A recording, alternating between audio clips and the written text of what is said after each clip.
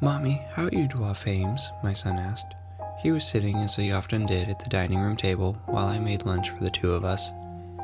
How do you draw what? Fames? I asked in return. No, fames, Mommy, fames, like Fio. Ah, I finally registered what he was saying. Fio was his toddler's adaptation of fire. Flames, honey, it's pronounced flames, with an L, la. The boy nodded eagerly and started repeating what sounded more like flames again and again.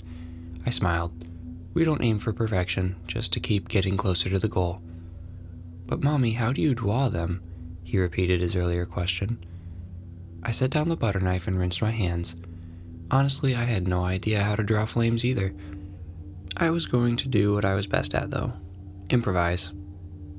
I pulled out the chair next to my son's and sat with him. His drawing was crude, but the subject caught me off guard. He had drawn what appeared to be an old-fashioned carriage, top hat-wearing driver and all.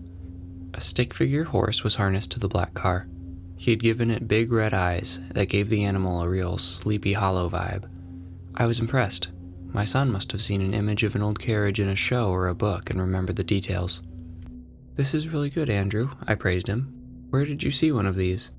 He looked at me like I had just asked him what color the sky was. It's a low feeling, receiving a condescending look from a young child. It's the wheel box outside, Mommy. Wheel box? I clarified. He nodded and picked up an orange crayon. I used this for flames. Against my better judgment, I went to the front window. I peeked down the street in both directions, but didn't see any horse-drawn carriages waiting anywhere. I never had. That would definitely be something I'd have remembered. Looks like the wheel box is gone, kiddo, I said in an attempt to get him talking about what he'd seen. He just shrugged indifferently. Maybe it took a sleepy person away. A sleepy person? I, again, asked just to be sure. An exasperated sigh was the response I received. Yes, Mommy, a sleepy person in a box. My hands felt cold as I processed everything my son was telling me. When I bought the house for us, the realtor gave me the rundown on its history. It was built sometime in the mid-19th century to serve as a halfway home or something like that. Around the turn of the century, it was sold to a mortician who converted it into a funeral home. Creepy as that sounded, I've never been a superstitious person or someone who believes in the paranormal.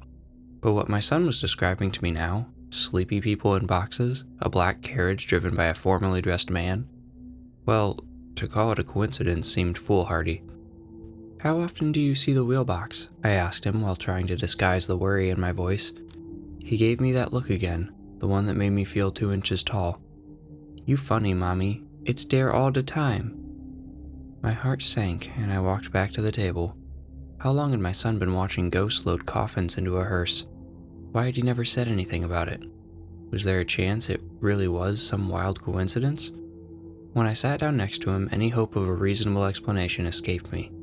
Around the horse, which I now realized was no stick figure but rather a skeleton, my little Andrew had drawn his flames. They were surrounding the animal's feet and shooting from its nose and mouth. Humming Ring Around the Rosie, my little boy added a few final touches to the fire. He set down his crayon and looked up suddenly. See, Mommy, it's back. I returned to the window, seeing nothing but believing wholeheartedly my poor innocent little boy did.